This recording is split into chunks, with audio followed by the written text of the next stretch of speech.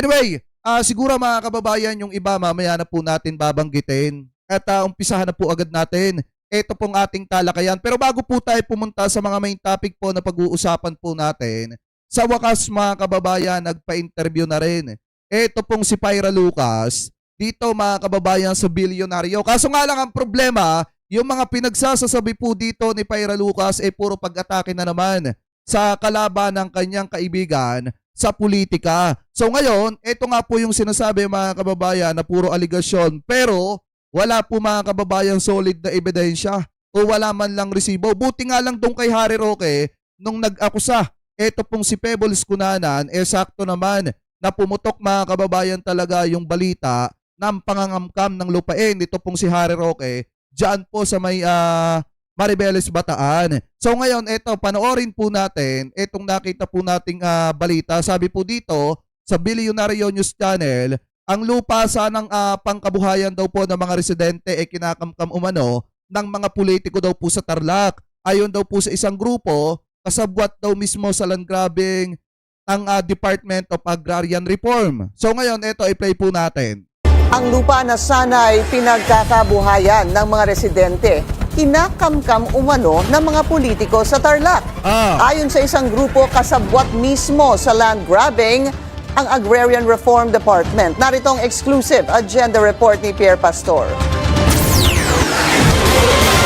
Bukod sa DPWH, malaking problema rin ang kinahaharap ng Department of Agrarian Reform o DAR dahil sa talamak na land grabbing na ipinagkikibit-balikat umano ng ahensya. Ang 187 hectares ng dating Bacobo Estate at Morales Estate sa Capas Tarlac ay nabili ng DAR para ipamahagi sana sa 170 na magsasaka sa lugar. Ayon kay Mang Ador David, tataniman na niya dapat ito ng palay, pero sinabihan siya na Nandi dito si Pyra Lucas mga kababayan, siya po yung ini-interview po dyan. hindi na pwede. 2005 noon na madiskubre ni Mang Ador kasama iba pang farmers na kanselado na ang kanilang mga titulo dahil ang lupain ay pagmamay-ari na raw ng pribadong kumpanya. Ito nga yung tanong natin dyan mga kababayan Ang nakakapagtaka kasi dito, sinasabi ni na Pyra Lucas mga kababayan na kinakamkam yung mga lupain. And then yan daw po dapat ipamimigay sa mga residente doon ng ating pamahalaan. Sa tingin nyo mga kababayan, kung yan po talaga ay nangyayari dyan, hahayaan ba ng ating mahal na presidente yan? Diba mga kababayan? Kasi ang pananaw po talaga natin kung talagang ipagpalagay natin kung talagang kinamkam yung mga lupain na yan mga kababayan, na mga kababayan po nating magsasaka, sa tingin nyo hahayaan ng presidente yan, lalo na at kung gobyerno po niya yung namigay na mga lupa na yan. Di ba mga kababayan? At saka ang isa pa po dyan, kung titingnan nyo, sa tingin nyo hindi alam na mga ng presidente po natin kung kinakamkam yan po mga lupain na yan.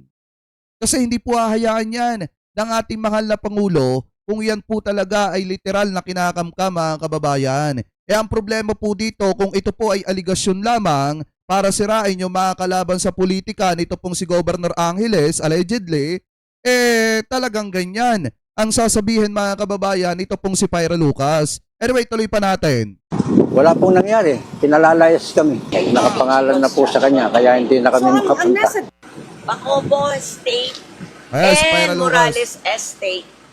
Matapang na isiniwalat ni Pyra Lucas, founder ng United Filipino Against Crime and Corruption, na tumutulong sa Kita nyo siya po ay founded ng Filipino Crimes Against Corruption. Pero yun pong Northern Builders, hindi niya kayang banggain mga kababayan dahil nga allegedly kaibigan niya po etong si Congressman Angeles na nagsabi na flood control free na ang Tarlac mga kababayan. At ang kung mapapansin nyo, ang mga inuupakan niya lang dito, ang mga binabanatan niya dito, yung mismong mga kalaban sa politika ng kanyang matalik na kaibigan na di umano ay nasasangkot sa maanumalyang flood control na nagsabi na flood control free ang Tarlac pero binabaha pa rin. At yung Northern Builders nasasangkot sa maanumalyang flood control. Anyway, tuloy pa natin. mga magsasaka ng Tarlac na ang mga bagong may-ari ng mga lupain ay si dating Tarlac 2nd District Representative Vic Yap at ang congressman ng 3rd District na si Noel Bong Rivera sa ilalim ng construction company niya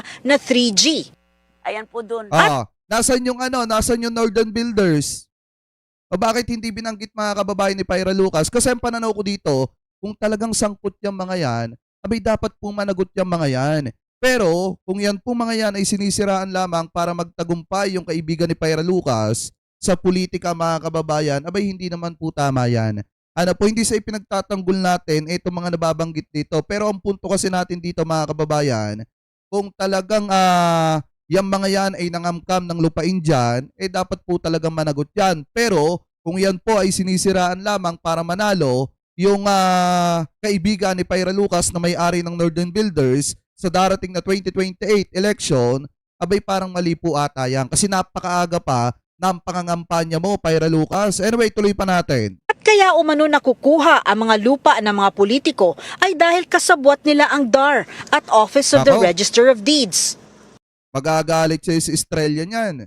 'Di ba? Kasi alam naman po natin mga kababayan na ito pong secretary o chairman ng DAR talagang isa sa kasakasama ng ating mahal na presidente na namimigay ng lupain sa mga kababayan po nating magsasaka. At siguro hindi naman po hahayaan ng ating mahal na presidente mga kababayan na makuha ng ibang mga politiko yung mga lupang ipinamimigay po nila. Anyway, tuloy pa natin. Ipinakita niya ang mga dokumento para patunayan ito.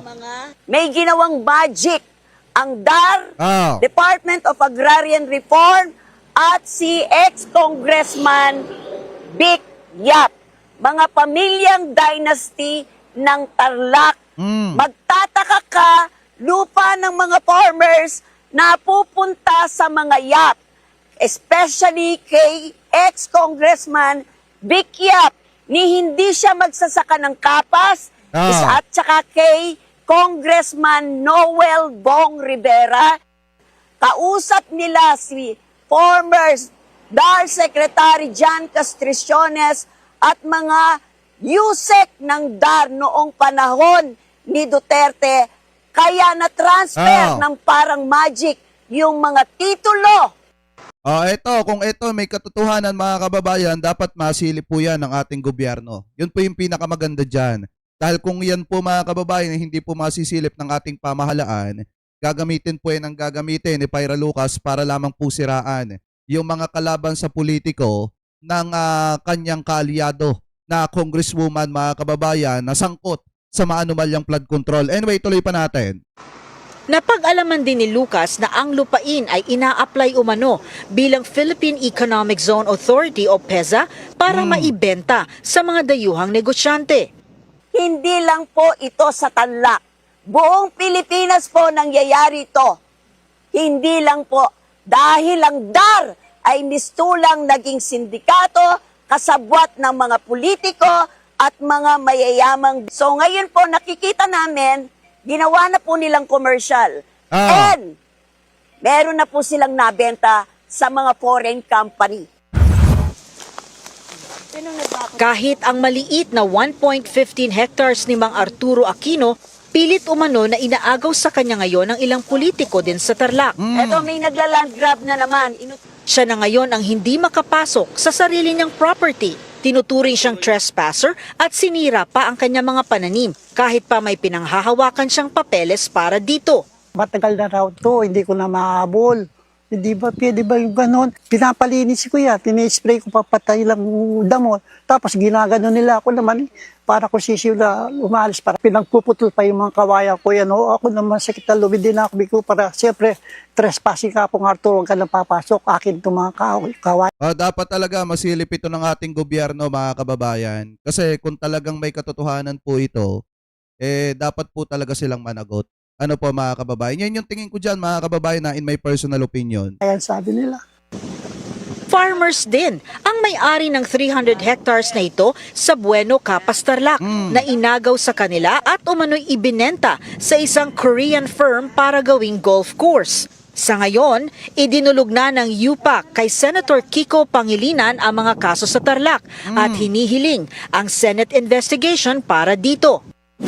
Ang sitwasyon sa Tarlac ay hindi nalalayo sa nangyari sa Mariveles, Bataan, kung saan nahaharap si dating presidential spokesman.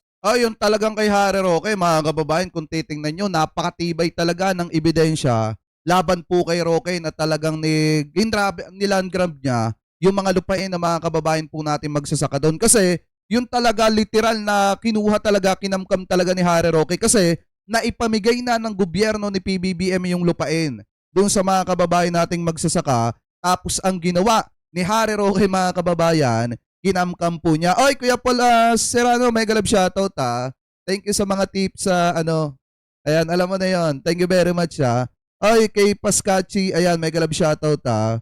Totoo yan at biktima ang pamilya ko. Oo nga po, kaya nga kung may katotohanan man yan, dapat po masilip talaga ng ating pamahalaan. Kasi nga kung hindi masisilip yan, ang mangyayari gagamitin lamang po yan ang gagamitin ng ibang mga politician para banggain at siraan yung mga kalaban po nilang politiko. Katulad na lamang mga kababayan, nito pong si Pyra Lucas, dahil alam naman po talaga natin na allegedly na matalik niyang kaibigan, ito pong si Congresswoman Angeles mga kababayan, na nagsabi nga na flood control pre na ito pong Tarlac. So ngayon, ang ginagawa nila, di umano mga kababayan, talagang sinisira nila yung mga katunggali po nila at kalaban nila sa politika. Kaya nga kung may katotohanan to, dapat masilip ito ng ating gobyerno para hindi po nagagamit sa pamumulitika. Ano po, anyway, tuloy pa natin. Person Harry Roque sa large-scale land grabbing case involving 421 hectares of property.